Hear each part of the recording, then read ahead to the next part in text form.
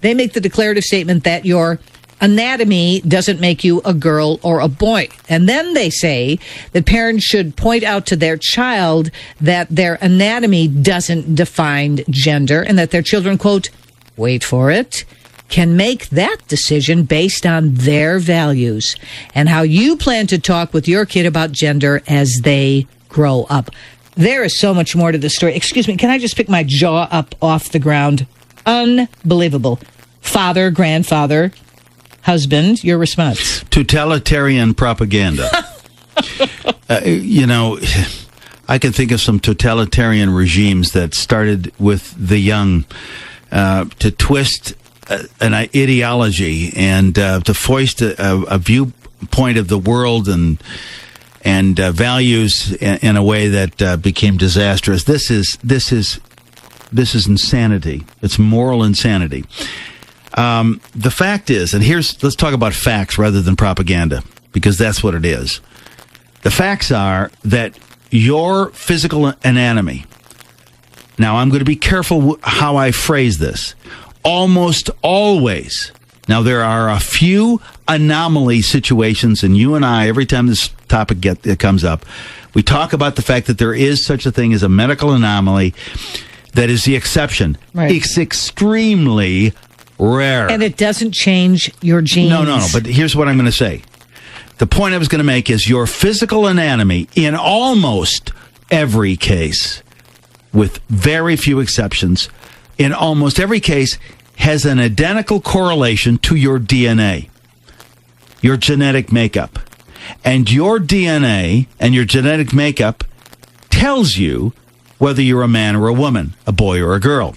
Therefore, your anatomy is a pretty good, if not open and shut case about what your gender is.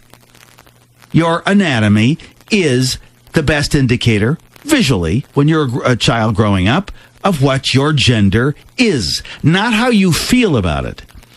And I think if researchers and psychologists and psychiatrists in the future are going to be honest about this, they will find that those who experience gender confusion and this identity crisis about their gender, that there is a deep-seated reason for this, probably found in environment and the way in which they self-identify based on environmental factors.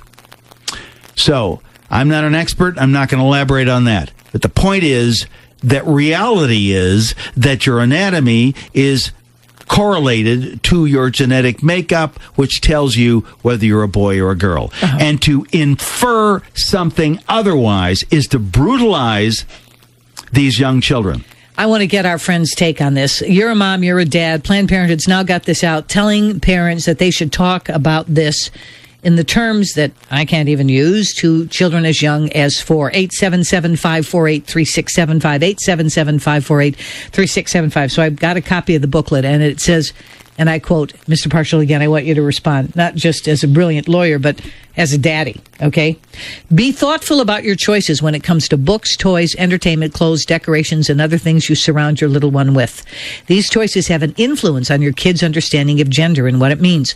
Putting daughters in pink princess rooms and boys in blue sports rooms before they're old enough to choose for themselves can send the message that they have to like certain things because of their gender. Well, you want to talk about that? I have a million things to say. Let's automatically create upside-down world for the child so that they're adequately confused from the outset and then begin asking questions that they would not have asked but for the fact that you have refused to let boys be boys and girls be girls. Yes. Well, I find it interesting because, Craig, our grandkids just had their bedrooms painted. And they made the selection themselves. And the grandsons wanted blue. And they wanted superheroes. Asked. We were there. Exactly. They asked for Tell us how you want to decorate it. Exactly. Yeah. We want sports. We want superheroes. Okay. And no one foisted that upon them. All right. What does the granddaughter want? Pink with a few green accents, right? And fuzzy pillows. All right, now, but here's the argument. I can hear it out there. Oh, once a lawyer, always a lawyer. Yes, counselor. Go ahead. From the vibrant opposition out there small but well-financed and aggressively lobbying for their position. Well, that's fine for your family, Janet, and your family's family, right? You're Leave It to Beaver, and that's fine. There are a few of you still out there. The dinosaurs of the culture will leave you alone.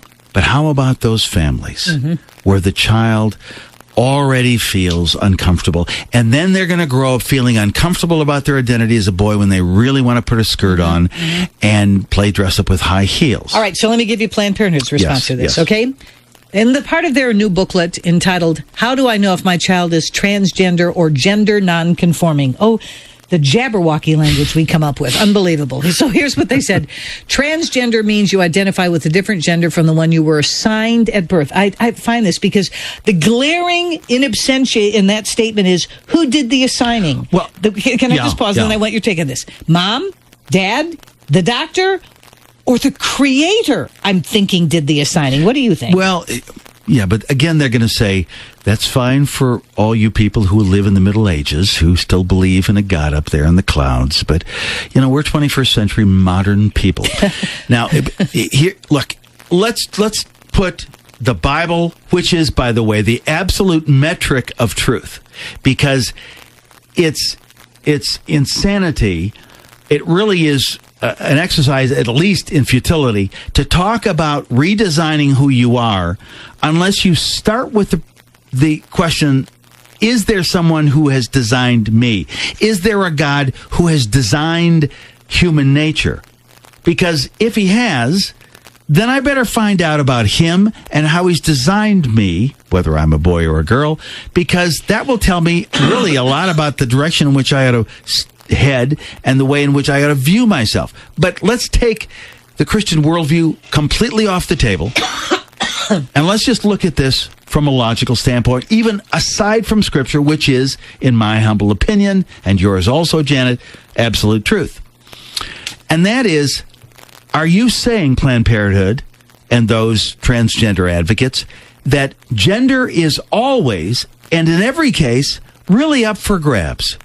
It's anybody's guess who you are. Oh, sure, your anatomy and your physical equipment and your DNA and your genetics all say you're a boy or a girl, but it really ought to be up for grabs.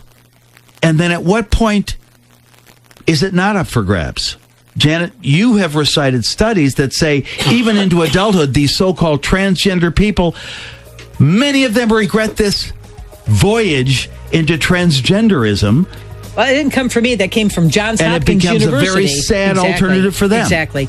Well, Planned Parenthood goes on with this very bizarre, cumbersome language. They write, gender nonconforming means your gender identity or expression doesn't go along with traditional ideas of just male or female. It means you could identify with words like non-binary, genderqueer, or something else. Some adults use words like gender expansive or gender creative to describe children with non-binary gender expressions. Oi, I want to hear what you have to say. 877-548-3675. Your reaction when we get back. So Planned Parenthood, about a whole lot more than just abortion on demand. There is just this twisted worldview. If you don't believe me, go back and study the work of Myritt Sanger, who started this. Her root in eugenics, her belief that some people had the right to have children and others didn't, and just her whole approach toward the African-American community, just unconscionable stuff. And so there's Planned Parenthood picking our pockets every year to the tune of about $500 million, which is why it's such a robust debate on Capitol Hill that this not-for-profit group should be getting taxpayer money at all. If Congress doesn't do anything else, I'd love for them to start their August recess by defunding Planned Parenthood, but we'll wait and see if that happens. So now they've stepped into the area of gender identity, and they have a booklet out now about teaching your preschooler. What a paradox. Yesterday at this hour, I was talking with Miss Patty Cake, Jean Thomason, about how to tell little people about God's big love. And she was talking about praise and worship and memorizing scripture through song and the way in which you teach children to fall in love with Jesus by starting out by introducing them to a big God who loves them oh so much. 180 degrees. Today I'm talking about a pamphlet that's put out by Planned Parenthood about how to talk to your little ones about gender identity. From the pamphlet. Then I'm going to the phones. Every line's lit. If you catch your kid talking about gender, engage them in conversations. You may hear them making observations like, only girls wear pink. Or telling you a preference like, I don't like playing with boys. Ask them questions about why they think like that. If what they're saying is rooted in stereotypes, give them the right information. And what would the right information be? We're going to say that. Wait a minute. Billy, okay, you like playing with trucks and you like playing baseball and you hang out with boys. Well, would that not be the right information to say that you're probably a boy because you are a boy and you're having feelings of attraction toward activities that boys like to do? Now, doesn't mean that all boys like baseball, some like soccer, some don't like sports at all, some like playing the violin. That's great. But can you hear the propaganda in this? That in fact, there really is a higher principle than just anatomy or fact or reality or genetics. There is an agenda that will tell you that it's okay for you to start questioning your agenda. Lisa in Illinois, happy Friday to you. I'd love your thoughts on this. Hi, Janet. Thanks for taking my call. Yes, I have experience with this. Unfortunately, 4 years ago, I sent my daughter off to university, and just this past May, I had a son graduate instead. This information about transgender, trans fluidity, gender fluidity, all of this is not news to me. I heard it from the moment my daughter had come home for her first visit freshman year. And it's something else. It's deeply rooted in every class, everything that they've done at this liberal arts university. And the first that I heard was when she was fighting for these gender neutral bathrooms. And this was 4 years ago. So she is now a he. Unfortunately, I'm dealing with that. But also now visiting Planned Parenthood for hormone treatment, which they do provide. So parents, please be very aware. Get to know this stuff because you hear it, and it's not something I ever wanted to learn, but I'm forced to learn because I'm hot on my child's trail, and that she's not going to shake me off. Yeah. Good for you, Mama. You be a mama bear in her life. Lisa, you are making such an important point. Craig used the word propaganda, and you just exemplified that. So she heard drip, drip, drip, deadly and corrosive ideas.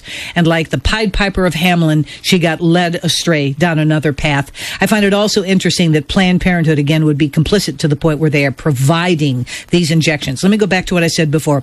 Dr. McHugh, who used to do gender reassignment surgery at Johns Hopkins University, one of the most prestigious universities and medical centers in the country, has come to an absolute complete stop. He now believes beyond a shadow of a doubt that it is absolutely injurious to do this to a human being. He talks about children in particular who change their mind. He said over 95% change their mind. He actually considers it a form of abuse if you do this to a child, because in so many cases, these decisions are in fact irreversible. So, Craig, it goes to this idea again that ideas have consequences. Good ideas, good consequences. Bad ideas, it follows, have bad consequences. So you get this drip, drip, drip immersion in this politically correct idea. And the next thing you know, you have some pretty awful consequences. Well, first of all, let's look at the viewpoint from the standpoint of Planned Parenthood and then go from there to the Public Education Forum. Planned Parenthood has been losing its battle to expand abortion services around the country. As a matter of fact, the numbers of abortions have been declining.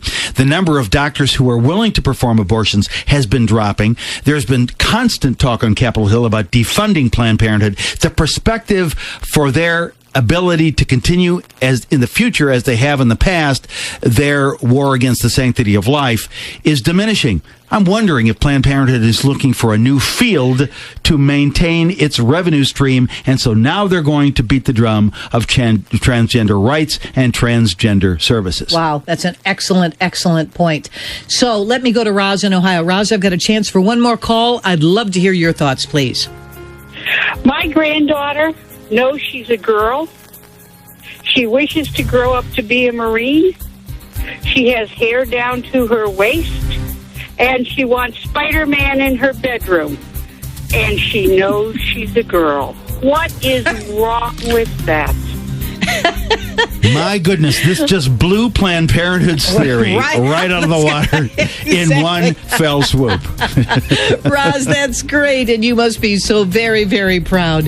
I thank you so much. Craig, I shared this information. By the way, we had so many good news stories this hour. I hate to end with that, but on the other hand, this is the day and the age in which the Lord has called us to live, so I celebrate the good news, but I think it's also a cautionary tale for mom and dad.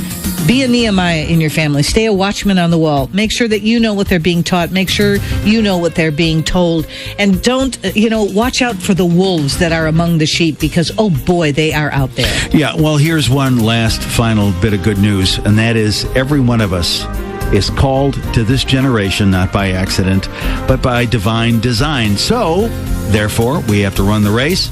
We have to fight the good fight. And if we are followers of Christ, we're not here by accident. So we ought to define what our sphere of influence is, what God has called us to do. Speak the truth, speak it in love. Yeah, great note to end on, Craig. Thank you so very much.